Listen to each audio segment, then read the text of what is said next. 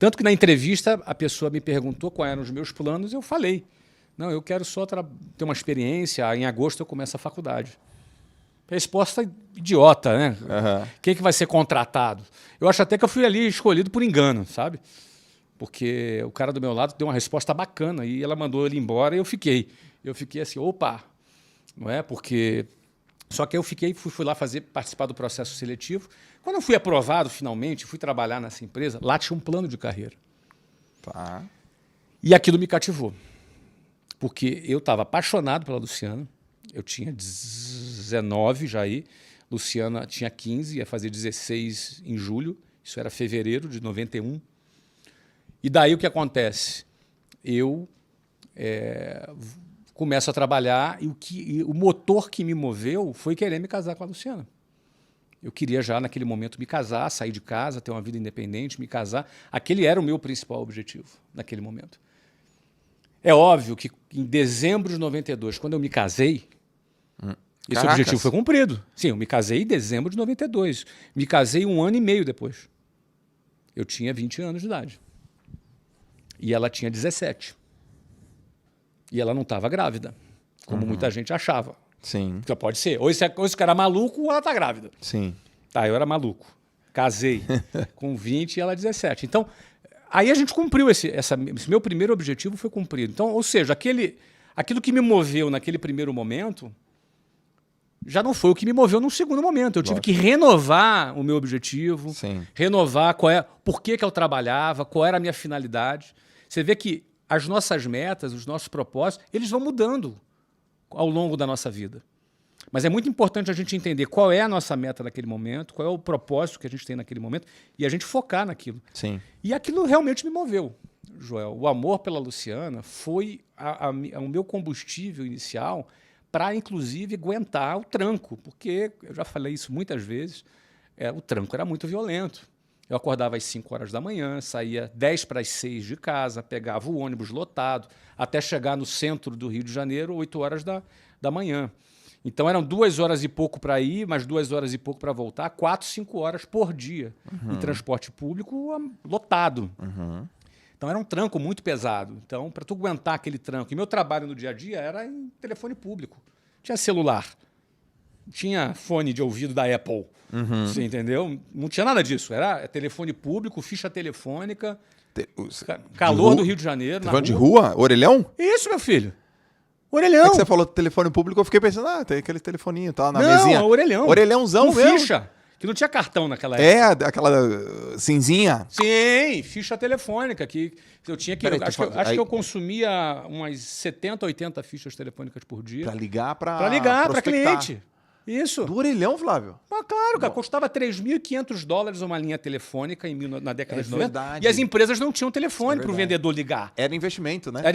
Você declarava no imposto de renda. Meu pai investiu em Então, ou seja, eu ia para telefone público, no meio da rua, com gente na fila para ligar, entendeu? Sei lá, 37, 38 graus, 40 graus de temperatura, você estava lá para atender cliente, ir lá visitar, para poder vender o curso de inglês. Então, era uma rotina pesada. Quando dava 6, 7 horas da noite, eu não ia embora para casa nesse horário de rush, lotado, tudo lotado. E aí eu trabalhava até as 9, 10 da noite para voltar para casa, chegava em casa meia-noite. Ia comer alguma coisa, meia-noite e 45, eu ia dormir, 5 horas da manhã, acordava de novo. Sim. Você entendeu? Ou seja, eu não acordava às 5 horas da manhã para assistir a live do Thiago Nigro. Não, meu amigo, era para pegar o ônibus lotado. Você entendeu, cara? O ônibus lotado e começar um novo dia. Então, eu penso que essa pegada inicial, que era pesadíssima, eu tinha que estar muito motivado. E o meu amor pela Luciana, meu desejo de me casar com ela era a força que me movia naquela fase da minha vida. Sim. Sem dúvida alguma. Caracas. Quando que veio, depois do casamento, o momento que, sei lá, você considera ou classifica conforto? O primeiro confortinho, assim, sei lá, uma casa legal, tem uma condiçãozinha para estar confortável, assim. Quantos anos depois? Eu me casei, já foi bastante confortável. A gente morava logo na entrada da favela Cavalo de Aço. Não é? Na primeira noite nossa, Teve um tiroteio, acho que levou 1h30 de tiroteio. A gente ficou deitado no chão, olhando para o teto, olhando para a cara um do outro, dando risada. Né, cara? Ó, eu identifiquei fuzil, metralhadora, revólver, granada. Cara, devia ter até bazuca, meu amigo. Foi 1h30 de tiro. Ah, isso é uma granada.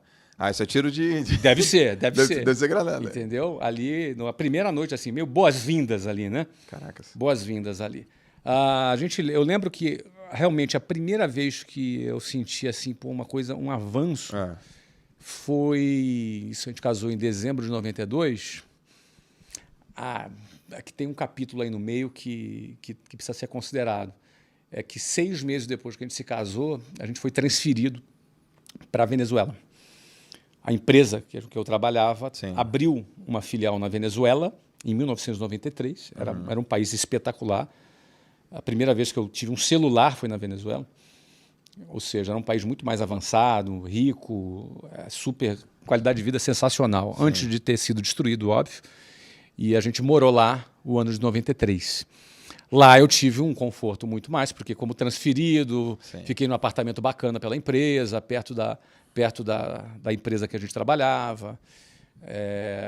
Então foi uma condição assim. 93 teve essa condição. Mas 94, quando eu voltei para o Brasil, eu voltei lá para o bairro, lá que a gente morava, fiquei lá alguns meses. Foi quando a gente alugou um apartamento em Botafogo. Ali a gente sentiu ali pela nossa própria realidade, 94. Mas era um apartamento de uns 38, 40 metros quadrados, né? Muito provavelmente menor do que o seu quarto, o apartamento inteiro. Não é? E ali foi maravilhoso para a gente. Maravilhoso, a gente aproveitou, era perto. A gente pegava o metrô, que em 5 minutos estava no centro do Rio. Foi uma qualidade de vida ali extraordinária. A gente foi muito feliz nesse apartamento, em Botafogo. Era no primeiro andar, fazia um pouco de barulho, que os carros passavam ali em Botafogo, mas era bem pertinho, né? Era um apartamento, acho que tinha uns 30, um sala e quarto, acho que 38, 40 metros quadrados.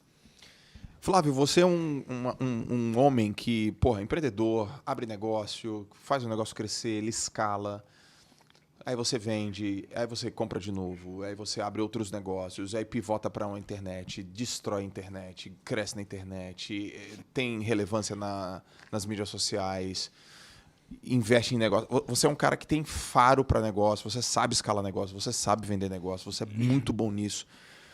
E para isso acontecer, você tem time, pessoas que trabalham com você. Eu quero ir um pouco para o Flávio líder, Flávio time.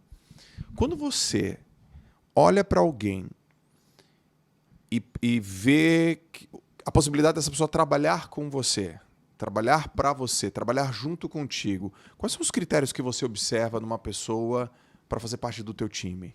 Depende da área. Tá. Depende então, da fala uma área. Então, a gente pode pegar uma área de, sei lá, abrir mata, né? Desbravar. Uma área de cuidado. Perfeito. E uma área de analítica. Perfeito. Então, vamos dizer aqui, a área de vendas. Tá. Que desbrava a parte mais operacional de gestão de pessoas e a parte financeira. Perfeito. Não é? Bom, vamos começar com o time de vendas. Não é? O que eu busco em pessoas que trabalham com vendas e que vai fazer parte do nosso time são pessoas que têm ambição. Tá. Ambição não é ganância. Ambição é fome. Vontade de mudar de vida. Vontade de crescer. Vontade de transformar a sua vida. Vontade de ganhar mais. Vontade de melhorar a sua realidade. Por que essa característica com quem trabalha com vendas é fundamental? Porque esse é o combustível. Às vezes o cara quer mudar de vida para casar, para dar uma vida melhor para o filho, para dar uma vida melhor para a família. Então, é fundamental que esse cara tenha muita ambição e ele queira muito que a sua empresa seja um instrumento para ele alcançar os objetivos dele. Nessa área, eu não estou preocupado com a experiência dele, não estou preocupado com o currículo dele. Eu não estou preocupado com nada desse cara aí. Para mim, se ele tem um diploma bacana em Harvard ou se ele só tem um ensino médio completo, para mim não faz nenhuma diferença. Para esse cara de vendas. Tá bom. Tá? Por quê? Porque esse cara, os motivos deles é o principal. Para mim, são o principal para minha escolha. Porque ele pode ter uma formação muito boa e não tem ambição. Esse cara não vai performar, esse cara não vai vender, esse cara não vai atingir os números e as metas que a gente tem estabelecida. O que seria, por exemplo, música para os teus ouvidos que esse cara te fala? Assim? E esse cara que fala... Numa entrevista de trabalho, assim.